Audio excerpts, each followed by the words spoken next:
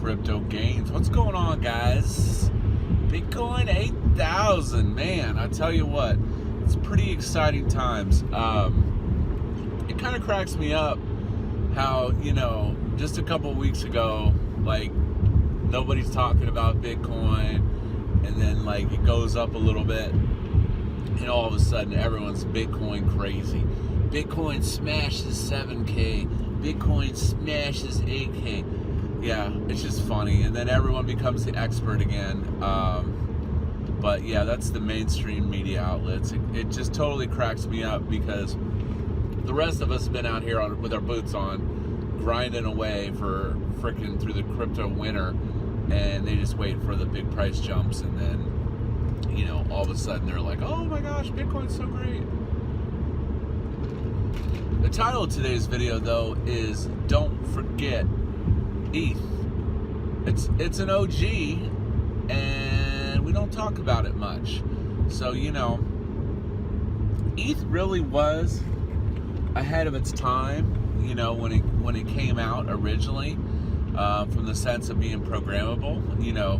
The feedback I've always gotten from a lot of devs is that Solidity is not necessarily the greatest language,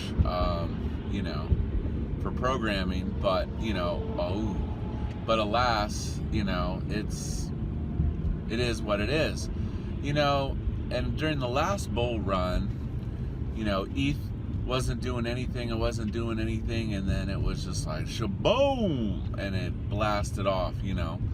It got up there, and all, basically ETH ended up being the primary token generation system. This is before we had all these cryptos that you can generate tokens on, like Raven. You can generate tokens on. There's Digibyte's even going to be able to Digi Assets are going to be able to generate tokens. So Tron, you can make your own token. Like I have the CryptoSLO token.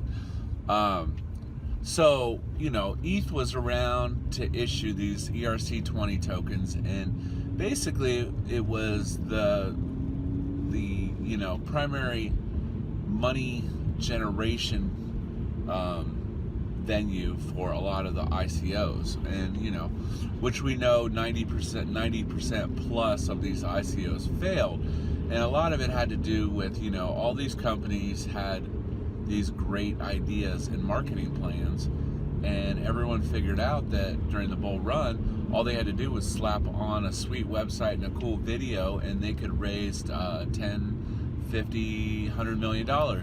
And then they weren't legally responsible for following through on any of it.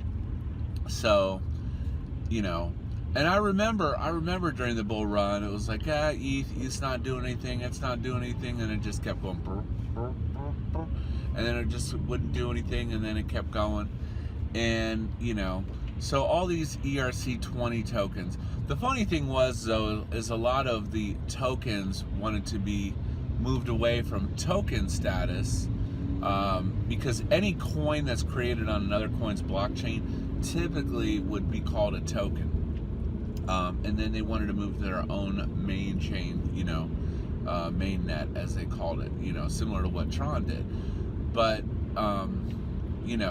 something to think about if you don't have Ethereum in your bags is, it's really not, I'm not telling you to buy it, but I'm just saying that in perspective to Bitcoin, it's really not that expensive right now. It's not too bad at $200. It wouldn't hurt to pick up a couple, and I'm just saying. So, and there has been improvements in ETH's technology from the standpoint, they do have a large dev community, very large, and I know there was that whole debacle too on the rollback on ETH when someone trapped ETH, and you have ETH, Ethereum Classic,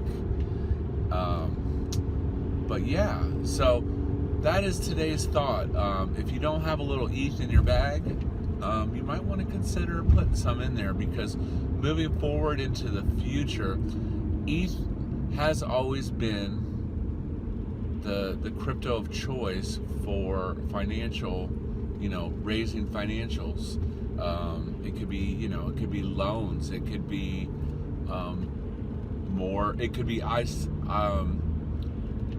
IPOs, but using Ethereum. You never know. It could make a comeback where companies like, stock ticker type companies would use Ethereum as IPOs and make their own tokens. So it'll definitely be interesting to see what it does, but don't forget about it.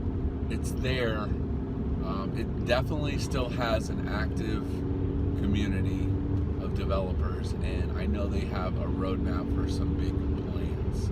So anyways, this is CryptoSLO. If you're not talking gains, then we're not talking. Have a great day.